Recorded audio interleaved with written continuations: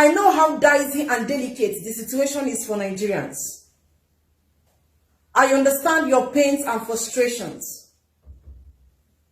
I understand that you desperately want to have a new leader in 2023 to ease your pains and your stress. I know about the prices of goods and commodities in the market.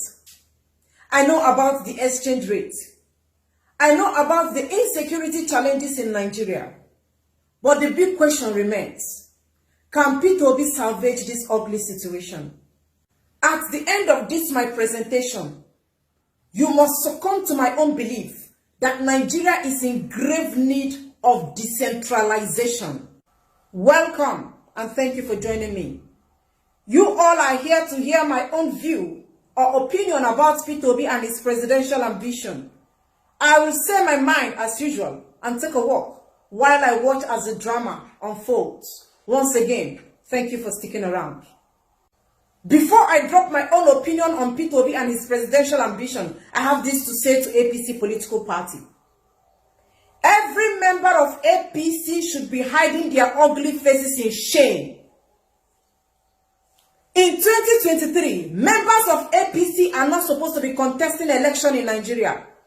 All of them are supposed to be apologizing to Nigerians for giving them a clueless, incompetent person in 2015 in the person of Muhammad Buhari.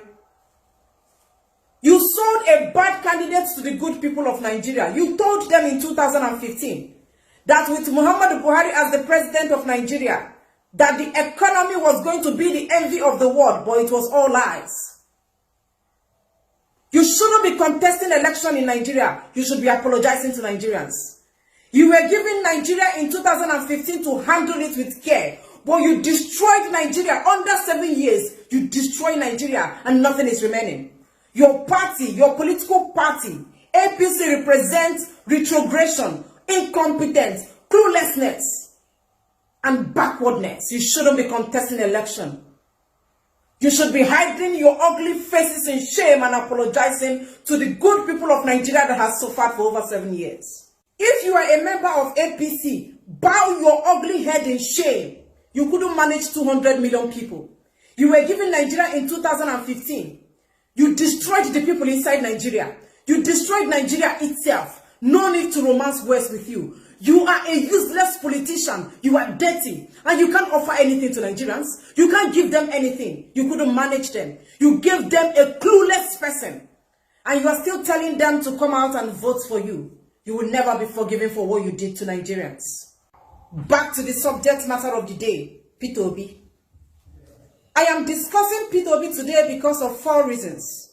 Number 1, saving money, utilizing money, investing money, and contentment. These are the 4 reasons why Peter Obi is on my screen.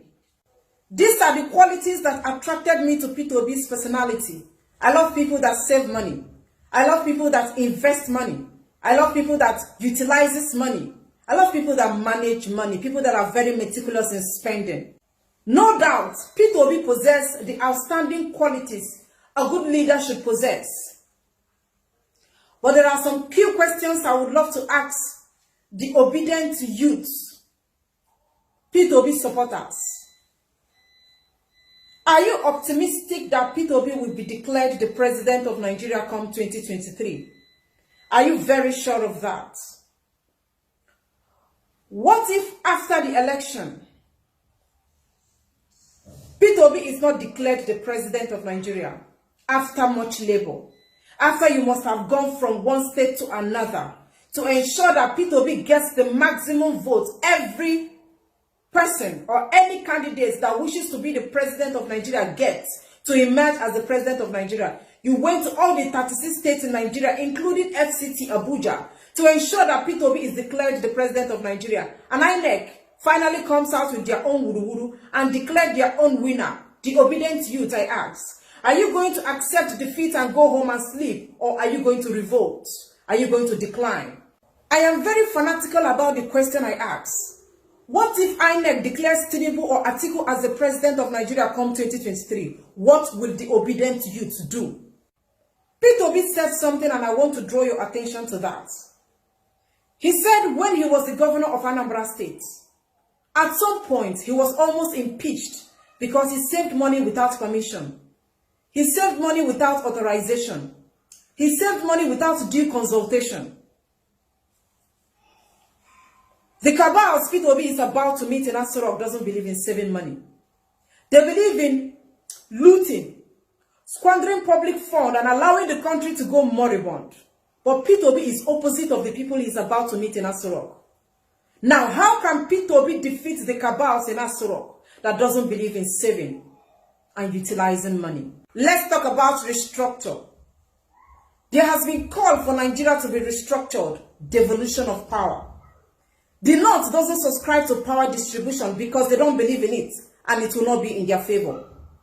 And before Nigeria can be restructured, majority must carry the vote in the Senate and House of Reps, respectively. Now I ask, with the population of northern senators, can restructuring Nigeria see the light of the day? Can Nigeria be restructured under Peter Obi as the president of Nigeria? Since the Northerners doesn't believe in restructure and they see restructure as obsolete and archaic, I leave you to answer. Boko Haram and bandits are lucrative business in the North, supported by Northern governors and Northern elite. President Buhari once said that an attack on Boko Haram is an attack on the North. If he tries to fight Boko Haram, the Northerners will protest. If he tries to wage war against the bandits, the Northerners will come for him. How can Peter Obi fight insecurity? Nigeria is a heterogeneous country, different tribes, different religions, different mindsets, different value system, different understanding, different reasoning. How can Peter Obi defeat Boko Haram with this kind of settings? The opposite of heterogeneous is homogeneous. Nigeria is not working today because it is heterogeneous. It has to be homogeneous, organic, sentiment-free, tribal-free, religion-free.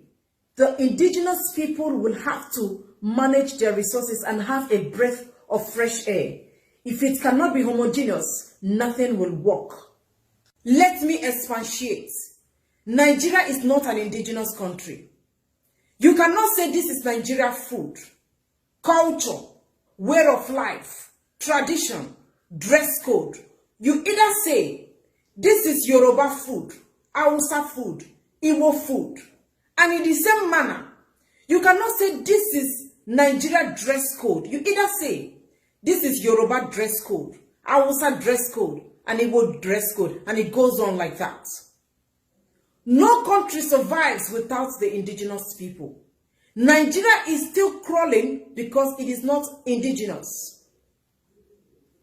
Nigeria is not working because it is not a natural country. It is not a natural environment. It is being packed by different kind of people, and it will be hard for Nigeria to survive like this. Now, hear the ugly truth from me. For you to be a president of Nigeria and survive, you must possess demonic and witchcraft qualities. That is the only guarantee. That is the only way you can survive in Aso Rock. It is highly demonic. Highly demonic. It's so satanic. The cabals doesn't like peace. They love people that bring war to the table. There is always joy when you are ready to serve the people genuinely with your heart. But in Nigeria, when you bring out your heart to serve the people, the demonic people around will be looking for a way. They will make it a top priority to terminate you. They will be seriously looking for a way to destroy you so that you don't give the people shelter, good road, drinking water, and quality education. May the good people, may the innocent people in Nigeria succeed. Let's continue. These are some of the agendas of Peter Obi: pulling people out of poverty, fixing electricity, fighting the insecurity problem. Let's talk about fixing electricity. I see how passionate Peter Obi is in fixing electricity. Because when you fix electricity, automatically people will directly or indirectly be employed. Now the big question still remains: will the cabals in Aso Rock allow Peter Obi to fix electricity? Also, will the cabals in Aso Rock allow P2B to pull you Nigerians out of poverty? Maybe you don't understand what we mean by cabals. P2B want to fix electricity, but there are people that are major distributors that import generator into Nigeria. What will happen to their business? Are they going to fall out of business, or are they going to queue into P2B vision? Or will they fight P2B? Because that is their business. That is how they are surviving. Because there are people that have made it impossible for Nigeria to have electricity. Even all these presidents that have come and gone, they know that that is why they cannot fix electricity. How will P2B maneuver these people? I would also love to draw your attention to 1999 Constitution. How can P2B perform with that fraudulent, absurd constitution? A fraudulent constitution that has never been in the favor of the common man. Is it the same constitution P2B will be working with? My question about the constitution desperately needs answers. What can P2B do with 1999 constitution? I'm going to summarize my opinion. Two things will happen in 2023. You can call it prediction, but I call it fact. One, P2B will emerge as the president of Nigeria after much pressure. But unfortunately, he will not function effectively and efficiently as expected. Two, P2B will win the 2023 presidential election, but sadly, INEC will declare another presidential candidate as the winner of the election. I am simply getting your minds ready for the bigger tasks ahead. The people you want to compete with are in control of INEC, judiciary, the military, rigging machines, and bullion vans. You might not get what I'm saying now, but I'm telling you very soon, it's a matter of time, you will start concurring with everything that we have been saying. It is not about changing leader. It's not about who is involved. It's about a fundamental problem. To all the supporters of P2B, I love your tenacity. I love your zeal. I love your passion. I love your courage. I love your guts. I love your impetus. As you go out to cast your vote for P2B, I wish you all the best. But don't forget, when push comes to shove, always remember that division is the only escape route. Thank you for watching.